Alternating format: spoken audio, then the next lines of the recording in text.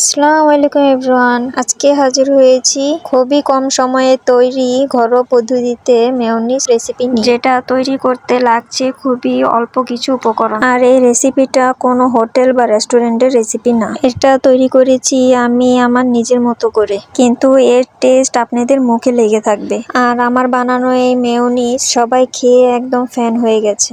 আজকের এই রেসিপিটা ব্লেন্ডারের মধ্যে করে দেখাবো। তার জন্য ব্লেন্ডারের একটি ছোট জারের মধ্যে একটি ডিম ভেঙে নিচ্ছি। তার জন্য আরো অ্যাড করে দিচ্ছি 10 টাকা দামের প্যাকেটে গরুর দুধ। আরো অ্যাড করে দিব 1 টেবিল চামচ লেবুর রস, 1 টেবিল চামচ ভিনেগার, 1/4 চা চামচ লবণ, হাফ চা চামচ সরষা বাটা, 1 টেবিল চামচ চিনি। আরো অ্যাড করে দিব কিছু পরিমাণ সয়াবিন তেল। তেলটা একবারে অ্যাড করা যাবে না, অল্প অল্প করে দিয়ে বারবার ব্লেন্ড করতে হবে। সাথে আরো হাফ কাপ তেল নিয়ে নিয়েছি। এই তেলটা 4 থেকে 5 বারে অল্প অল্প করে দিয়ে ব্লেন্ড করতে হবে। আর ব্লেন্ড করতে করতে দেখবেন মেয়োনিজটা ঘন হয়ে আসছে। আপনারা ঠিক মেয়োনিজটা কতটুক ঘন করতে চান, যদি দেখেন ওরকম ঘন হয়ে গেছে তাহলে তেলটা অ্যাড করা বন্ধ করে দিতে হবে।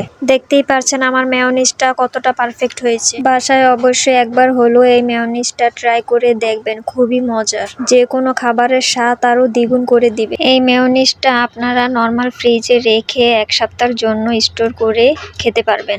এতক্ষণ আমার ভিডিওটা দেখার জন্য অসংখ্য ধন্যবাদ, এবং ভিডিওতে একটি লাইক, কমেন্ট, শেয়ার করে আমার চ্যানেলটি সাবস্ক্রাইব করে দিবেন।